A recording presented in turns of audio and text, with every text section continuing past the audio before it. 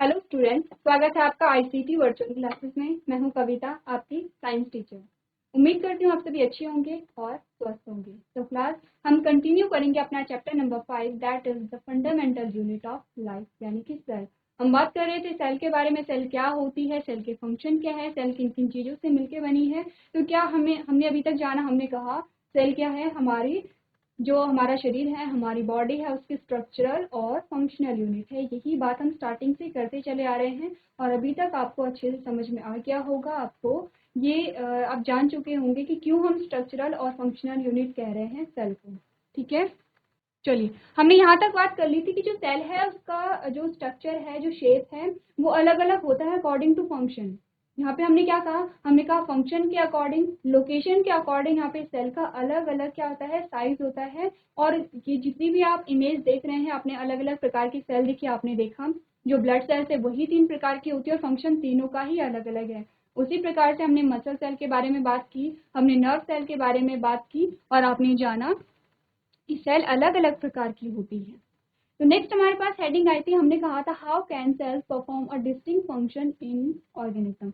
यानी कि हमने कहा ठीक है, एक ही ऑर्गेनिज्म में इतनी सारी सेल्स है लेकिन वो अलग अलग फंक्शन कैसे परफॉर्म कर पा रही हैं।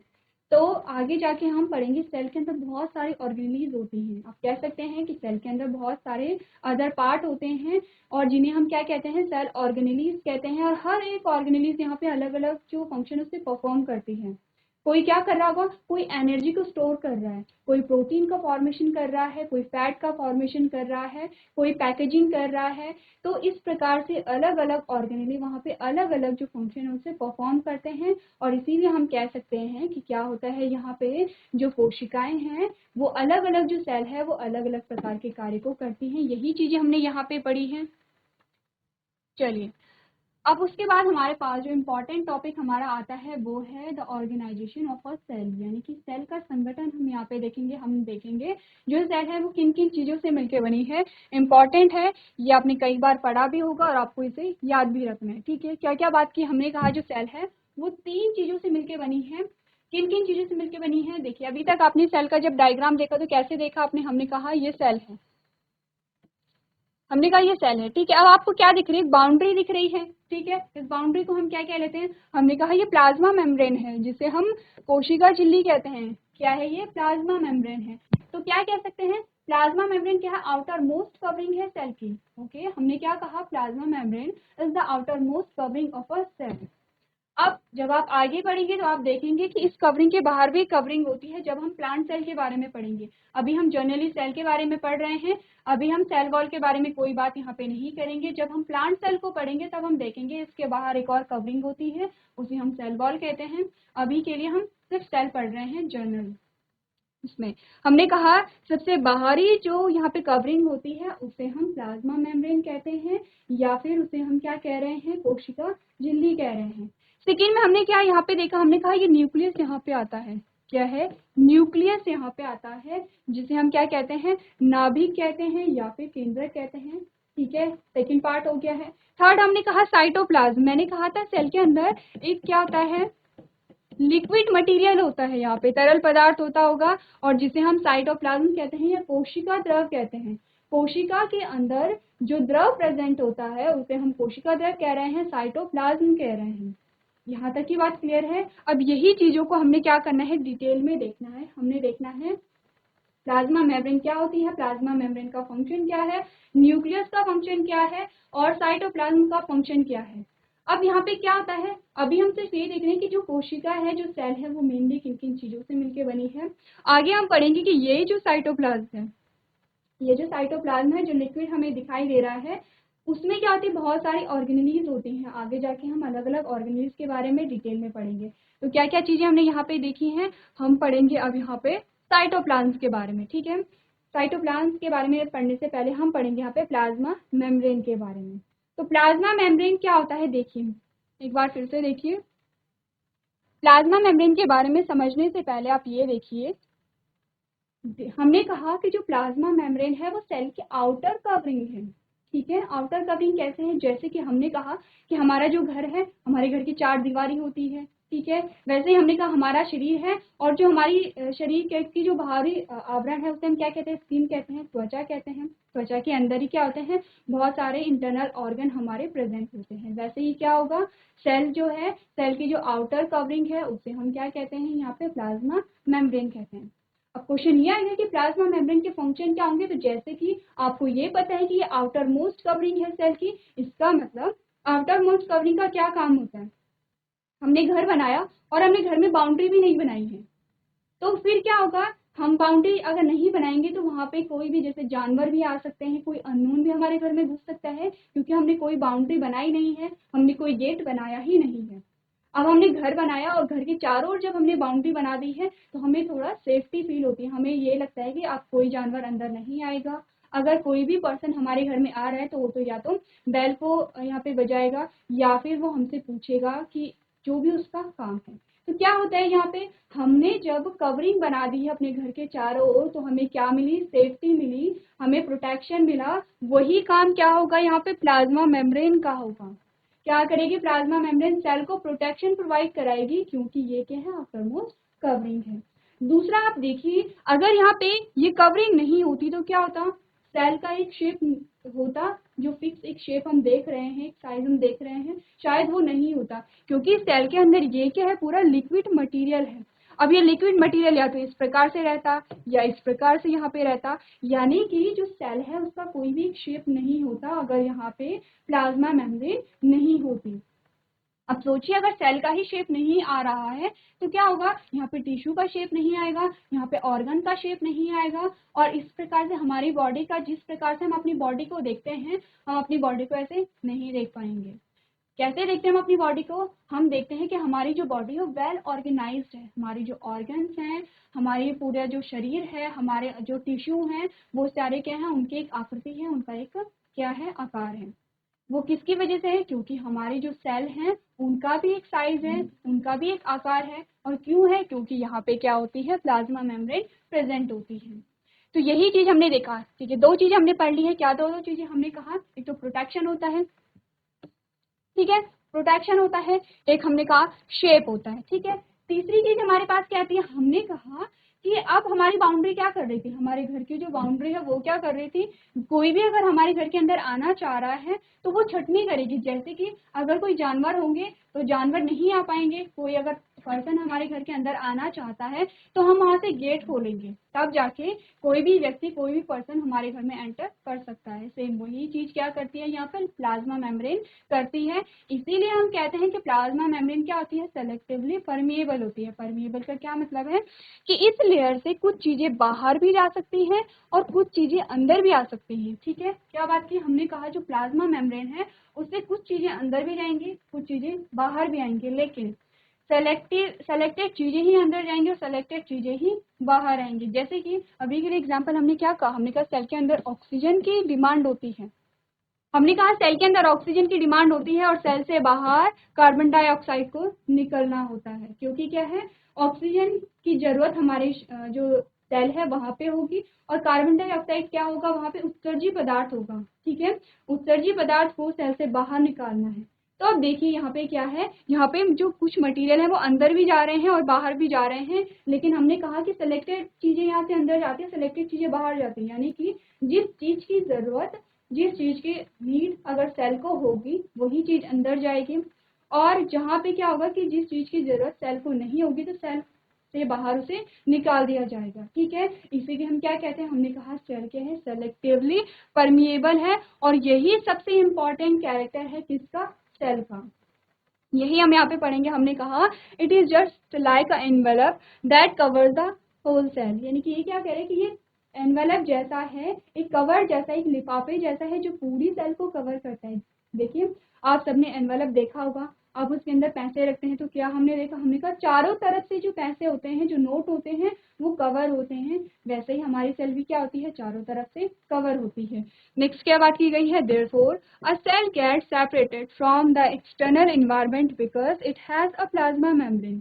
अब कह रहे कि जो प्लाज्मा मेम्ब्रेन है वो बाहरी वातावरण से क्या हो जाती है, सेपरेट हो जाती है। कैसे सेपरेट हो रही है, हमने कहा अगर प्लाज्मा मेम्ब्रेन नहीं रहती तो जो लिक्विड है, जो साइटोप्लाज्म है, वो कहीं भी किसी भी शेप में पड़ा रहता है।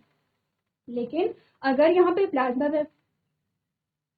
प्लाज्मा मेम्ब्रेन आ गई है तो क्या हुआ, यहाँ पे जो सेल है वो क्या हो गई है, जो हमारा एक्सटर्नल इन्वायरमेंट है उससे अलग हो गई है। ठीक है, ये बात क्लियर है। नेक्स्ट हमने क्या बात की है, हमने कहा है the plasma membrane can decide which material should enter और leave the cell and which should not. यही चीजें हमने कही है कि प्लाज्मा मेम्ब्रेन ही डिसाइड करती है किन चीजों को अंदर आना है, किन चीजों को बाहर जाना है, क्योंकि क्या है, ये हमारी बाउंड्री होती है।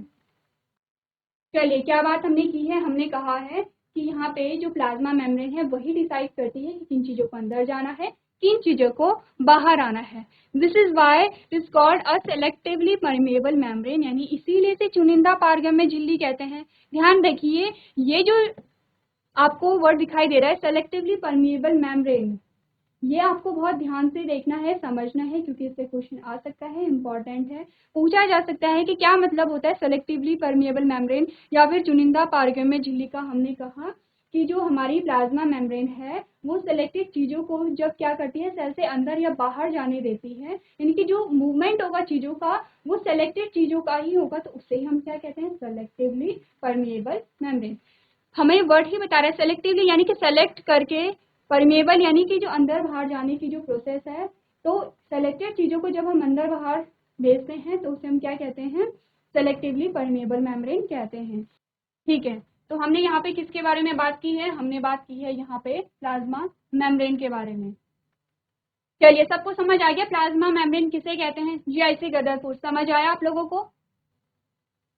अब आपको यहाँ से पूछा गया कि जो पदार्थ होते हैं, जो सब्सटेंस होते हैं, वो कैसे मूव करते हैं कोशिका से अंदर या बाहर। क्या हेडिंग है आपकी, how can substance move in and out of a cell, यानी कि पदार्थ कोशिका के अंदर और बाहर कैसे जाते हैं, ये आपको बताना है। ठीक है, सबसे पहले आपको क्या बताया गया है, gases exchange between the cell and its external environment. सबसे पहले आपको बताया गया है कि गैसीय विनिमय के बारे में।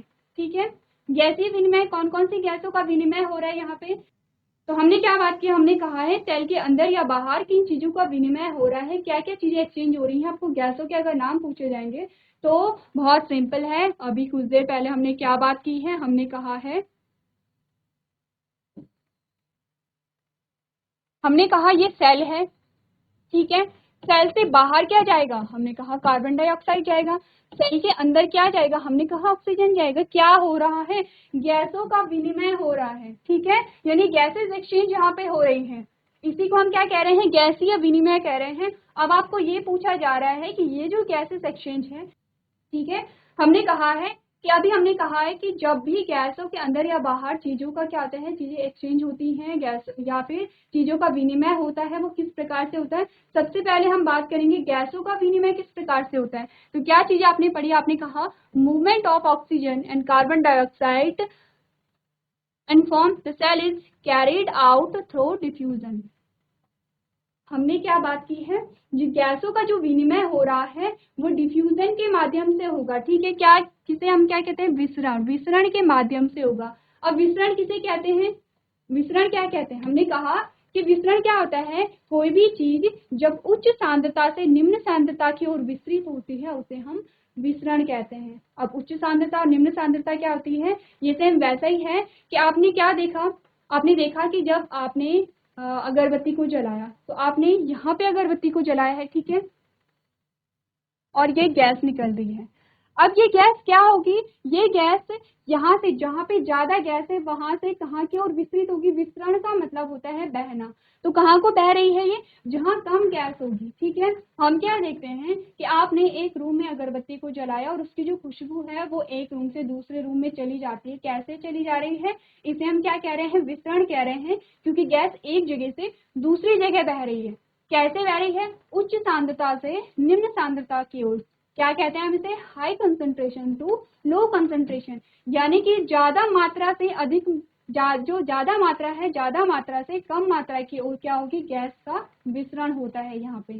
ठीक है, तो यही आपको कहा जा रहा है, आपको क्या बताया गया, कोशिका से ऑक्सीजन और कार्बन डाइऑक्साइड का संचलन विसरण के माध्यम से होता है। ये आपको ध्यान रखना है कि जो गैसों का विनिमय है वो कैसे होगा, यहाँ पे डिफ्यूजन के द्वारा होगा। ठीक है, पहली लाइन आपको समझ आ गई होगी। लेकिन हमने क्या बात की, हमने कहा gaseous substance tend to move to area where their concentration is less from the area where there is a higher. This movement is defined as the process of diffusion. Diffusion can take place in solid, liquid and gases. क्या आपको बताया जा रहा है? गैसीय पदार्थ उन क्षेत्रों में जाते हैं जहां उनकी सांद्रता अधिक होती है। इस आंदोलन को प्रसार की प्रक्रिया के रूप में परिभाषित किया जाता है। विसरण ठोस, द्रव और गैसों का स्थान ले सकता है। ठीक है, ये हमने क्या पढ़ा है? विसरण के बारे में पढ़ा है। चलिए, आप सबको समझ आया डिफ्यूजन किसे कहते हैं? जीआईसी सभा वाला समझ आया सबको? किसे समझ आया हाथ खड़े कीजिए। किसी को समझ नहीं आया है? मैं एक बार फिर से रिपीट कर रही हूँ, आप लोग सब ध्यान दीजिए। देखिए, हमने क्या कहा है? हमने डिफ्यूजन की बात की है। डिफ्यूजन का मतलब होता है, जब भी हम डिफ्यूजन शब्द को यूज करेंगे या विसरण शब्द का हम प्रयोग करेंगे, हम गैसों के लिए करेंगे। ठीक है, विसरण का सिंपल सा मतलब है बहना, यानी कि कोई जो गैस है वो एक जगह से दूसरी जगह ट्रैवल कर रही है। क्या बात की है? हमने बात की है यहाँ पे डिफ्यूजन की सिंपलता। हमने कहा है डिफ्यूजन क्या होता है कि जो कोई गैस है उसका विसरण, यानी कि गैस है, गैस का बहना ही हम उसे क्या कहते हैं? विसरण कहते हैं। अब क्या होता है, देखिए हमने एक सिंपल सी लाइन यहाँ पे जोड़ी है जो कि आपको यहाँ पे याद रखनी है। ठीक है, ये वाली लाइन आपको याद रखनी है। हमने क्या कहा है कि कोशिका से ऑक्सीजन और कार्बन डाइऑक्साइड का संचलन विसरण के माध्यम से होता है। अब विसरण के माध्यम से होता है, यानी कि आपको ये समझ आ गया है कि सेल में जब गैसों का विनिमय होता है तो किसके माध्यम से होता है? विसरण के माध्यम से होता है। अब विसरण किस प्रकार से होता है? आप सभी जानते हैं कि विसरण कैसे होगा? उच्च सांद्रता से निम्न सांद्रता में होगा। ठीक है, हमने क्या बात की है? गैसीय पदार्थ उन क्षेत्रों में जाते हैं, उन क्षेत्रों से जाते हैं, यहाँ पे होगा उन क्षेत्रों से जाते हैं जहां उनकी सांद्रता अधिक होगी है, यानी कि जहां पे सांद्रता अधिक होगी, जहां पे गैस की मात्रा अधिक होगी, वहां से गैस कहाँ को विसरित हो रही है? जहां पे सांद्रता कम है। इसीलिए हम कह रहे हैं कि जो गैसों का विनिमय है वो उच्च सांद्रता से निम्न सांद्रता में होता है, यानी हाई कॉन्सेंट्रेशन से लो कॉन्सेंट्रेशन में होता है। तो नेक्स्ट हमने क्या बात की? हमने कहा इस प्रक्रिया को हम प्रसार की प्रक्रिया कहते हैं या विसरण की प्रक्रिया हम इसे कहते हैं। और विसरण किन किन में होता है? ठोस में होता है, द्रव और गैसों का स्थान यहाँ पे ले सकती हैं। ठीक है, ये बात की है हमने किसकी? विसरण की। और विसरण के माध्यम से किन चीजों का यहाँ पे विनिमय हो रहा है? हमने कहा गैसों का। तो विसरण किस में होता है? गैसों में होता है। ठीक है, तो अब देखिए यहाँ पे होता है क्या? ये हमारी सेल है। ठीक है, अभी आप सब कुछ साइड में रखिए, आपको यहाँ पे ध्यान देना है। तो हमने कहा कि ये हमारी सेल है। अब सेल में क्या हुआ? हमारी सेल में ऑक्सीजन की आवश्यकता थी, क्योंकि हमें क्या है? ऊर्जा की आवश्यकता है, एनर्जी की रिक्वायरमेंट है। उसके लिए हमें क्या करना होगा? ग्लूकोज को तोड़ना होगा। ग्लूकोज से हमें क्या मिलती है? ग्लूकोज से हमें क्या मिलती है? एनर्जी मिलती है। ठीक है, अब ये एनर्जी क्या कब मिलेगी? जब यहाँ पे ऑक्सीजन का यूज होगा। ओके, और ये पूरी जो प्रोसेस है कहाँ पे चल रही है? ये सेल में चल रही है। क्या है ये? सेल है, यानी कि कोशिका है। कोशिका के अंदर जो ग्लूकोज है, अब ग्लूकोज कहाँ से आया? आप लोग जानते हैं, जब डाइजेशन की प्रोसेस हुई थी तब लास्ट में क्या हुआ था? यहाँ पे ग्लूकोज का फॉर्मेशन हुआ था। ठीक है, अब हमें ऊर्जा तब मिलेगी जब इस ग्लूकोज को हम तोड़ेंगे। ग्लूकोज को कैसे तोड़ेंगे? जब हमें ऑक्सीजन यहाँ पे हम ऐड करेंगे। अब ऑक्सीजन ऐड करेंगे, इसका मतलब कि जो हमारी सेल है उसे क्या है? ऑक्सीजन की आवश्यकता है। इसका मतलब ऑक्सीजन का कंसंट्रेशन यहाँ पे लो होगा, क्योंकि अगर ऑक्सीजन का कंसंट्रेशन यानी कि सांद्रता यहाँ पे हाई होती तो क्या होता है? यहाँ पे ग्लूकोज टूट जाता है यहाँ पे, है ना? अब क्या है यहाँ पे? क्या बात की है हमने? हमने कहा है कि यहाँ पे ऑक्सीजन की सांद्रता कम है, इसलिए अब जो ऑक्सीजन का जो विसरण होगा वो सेल के अंदर होगा। ठीक है, सेल के अंदर क्या आ गई है? ऑक्सीजन आ गई है। ऑक्सीजन ने किसे तोड़ा है? ग्लूकोज को तोड़ा है। ग्लूकोज को टूटने पर एनर्जी के साथ साथ यहाँ पे और क्या निकलेगा? यहाँ पे कार्बन डाइऑक्साइड भी निकलता है। ठीक है, कार्बन डाइऑक्साइड को हम अलग कलर में यहाँ पे दिखा लेते हैं। यहाँ पे कार्बन डाइऑक्साइड भी निकल गया। अब क्या हुआ यहाँ पे कि अंदर जब ग्लूकोज टूटा, जब एनर्जी बनी, एनर्जी के साथ साथ यहाँ पे कार्बन डाइऑक्साइड भी बना, तो सेल के अंदर कार्बन डाइऑक्साइड का जो कंसंट्रेशन है, जो सांद्रता है, वो अधिक हो गई है।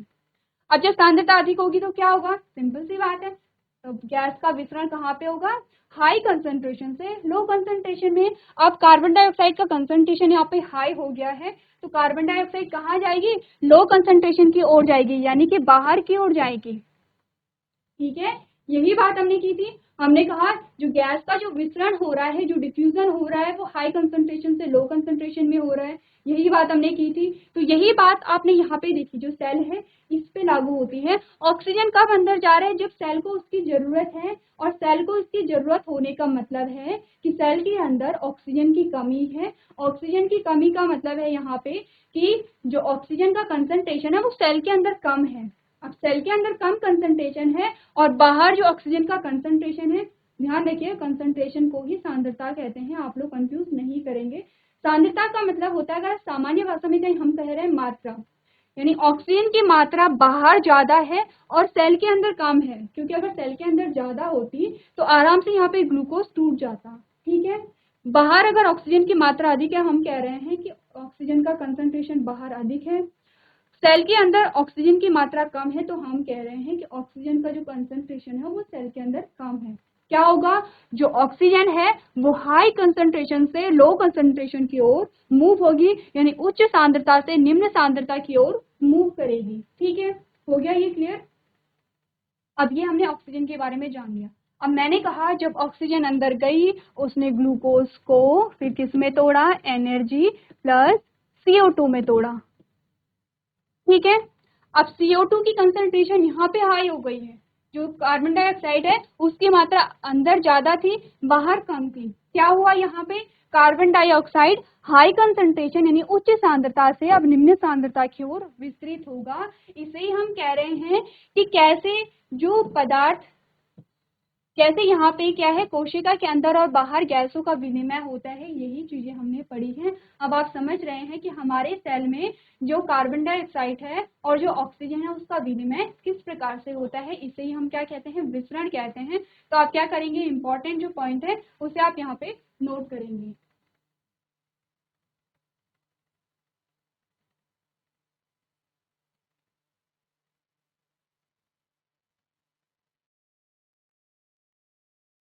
चलिए, ये तो पढ़ा हमने किसके बारे में, विसरण के बारे में, डिफ्यूजन के बारे में, और डिफ्यूजन के माध्यम से गैसों का विनिमय किस प्रकार से होता है ये हमने जाना। अब हम जानेंगे कि सेल के अंदर और बाहर जो पानी है, पानी कैसे मूव करता है। तो पानी के मूवमेंट को, पानी के अंदर और बाहर जाने को हम एक नया शब्द, एक नया जो डेफिनेशन है उसे दे देते हैं। हम उसे कहते हैं कि जो पानी है, पानी का जो मूवमेंट होता है सेल के अंदर और बाहर, उसे हम क्या कहते हैं, ऑस्मोसिस कह देते हैं। ठीक है, नया एक शब्द हमारे पास आया है, वो है ऑस्मोसिस। अब आपको ये ध्यान रखना है, जब डिफ्यूजन की बात आएगी, जब भी डिफ्यूजन या विसरण की बात आएगी, आप गैसों के बारे में ध्यान रखेंगे। ठीक है, यहाँ पे गैस की बात हो रही है जब भी हम डिफ्यूजन का नाम लेंगे, और जब भी ऑस्मोसिस का हम यहाँ पे नाम लेंगे, हम पानी के बारे में बात कर रहे होंगे। तो यहाँ पे क्या होता है, सेल के अंदर, अब देखिए आपके पास जब क्वेश्चन आएंगे तो आपके पास क्वेश्चन ऐसे ही आएंगे, जैसे कि आपसे ये पूछा जाएगा विसरण क्या है, या डिफ्यूजन क्या है, ऑस्मोसिस क्या है, आपसे यही पूछा जाएगा। तो आपको ये समझ आना चाहिए, ऑस्मोसिस के बारे में जब हम बात कर रहे हैं तो हम पानी की बात कर रहे हैं, और डिफ्यूजन की जब हम बात कर रहे हैं तो हम गैस की बात कर रहे हैं। तो क्या होता है ऑस्मोसिस में, देखिए पढ़िए, it is carried out by means of osmosis. अब ऑस्मोसिस क्या है, osmosis is the process in which water move from the region of high concentration to one where its concentration is low through a semi permeable membrane. यानी कि osmosis एक ऐसी प्रक्रिया है जिसमें पानी उच्च सांद्रता वाले क्षेत्रों से कम सांद्रता वाले क्षेत्र में एक अर्धपारगम्य झिल्ली के माध्यम से जाता है। ठीक है, यही सेम चीज हमने कहाँ पढ़ी थी, डिफ्यूजन में पढ़ी थी। हमने क्या कहा था, गैस कहाँ जा रही है, high concentration to low concentration, यही चीज हमने पढ़ी है। और यही चीज हम ऑस्मोसिस में पढ़ रहे हैं, लेकिन ऑस्मोसिस हम किस में पढ़ रहे हैं, पानी के लिए हम ऑस्मोसिस शब्द का प्रयोग करते हैं। ठीक है, और साथ ही हमने क्या बात की है, हमने कहा यहाँ पे एक अर्धपारगम्य झिल्ली के माध्यम से जाता है, यानी कि ऑस्मोसिस जब हो रही है तो यहाँ पे अर्धपारगम्य झिल्ली का भी हमने जिक्र किया है। जब हम डिफ्यूजन को पढ़ रहे थे तो हम क्या कह रहे थे, हमने एक अगरबत्ती का भी एग्जाम्पल दिया था जो कि डिफ्यूज हो रही है उसकी गैस वहाँ पे। लेकिन जब हम ऑस्मोसिस के बारे में बात कर रहे हैं, हमने कहा एक तो पानी के लिए हम यूज कर रहे हैं, दूसरा हमने कहा कि यहाँ पे अर्धपारगम्य झिल्ली भी होती है। ठीक है, नेक्स्ट हमने क्या बात की, हमने कहा therefore we can say that osmosis is just a special case of the process of diffusion. यानी इसीलिए हम कह सकते हैं कि ऑस्मोसिस विसरण की प्रक्रिया का एक विशेष मामला है। यानी कि डिफ्यूजन और ऑस्मोसिस, उसमें जो प्रोसेस हो रही है उसमें एक ही जैसी प्रोसेस हो रही है, यानी कि high concentration to low concentration यहाँ पे मूवमेंट हो रहा है। ये जो फिनोमिना है ये सेम ही है दोनों में, लेकिन दोनों में क्या है, यहाँ पे डिफरेंस आता है, ये हम आगे पढ़ेंगे। आपके पास एक इमेज आती है, देखिए, और ये इमेज आपको ये बता रही है कि ऑस्मोसिस का फिनोमिना कैसे होता है। ठीक है, क्या आपको दिखाई दे रहा है, एग है, और एक में हमने क्या किया, जो एग का जो आउटर मोस्ट जो कवरिंग थी, जो उसकी जो हार्ड कवरिंग थी उसे हमने हटा दिया है, और अब उसका जो अंदर का जो पार्ट है वो यहाँ पे है। ठीक है, और तीसरी इमेज में दिखाया गया है कि जो एग सेल है वो क्या हो गई, यहाँ पे फूल गई है। ठीक है, तो कुछ केसेस में आपने ये भी देखा है कि यहाँ पे जो सेल होगी वो श्रिंक हो जाती है, यानी कि सिकुड़ जाती है। हमने क्या किया, ये सेल है, हम यहाँ पे जो एग सेल है उसे एज अ सेल यहाँ पे यूज कर रहे हैं। और हमने क्या किया, यहाँ पे हमने जब इसे पानी, आपने क्या देखा, हम जब किसी सेल को ले रहे हैं, जब हम उसे पानी में डाल रहे हैं, कभी तो वो फूल जाती है और कभी क्या होता है वो सिकुड़ जाती है, कभी उस सेल पे कोई फर्क ही नहीं पड़ रहा है। तो ऐसा क्यों होता है, इसी के बेसिस पे ऑस्मोसिस हमारे पास 3 प्रकार के आते हैं, और 3 प्रकार की चीजों को हमने यहाँ पे पढ़ना है। क्या क्या वो चीजें होती हैं, उसमें होता है हाइपरटोनिक, हाइपोटोनिक और आइसोटोनिक। तो आपने क्या करना है, इन तीनों की डेफिनेशन को पढ़ के आना है, और इन चीजों को हम जब हमारा नेक्स्ट लेक्चर होगा तब हम इसे कंटिन्यू करेंगे।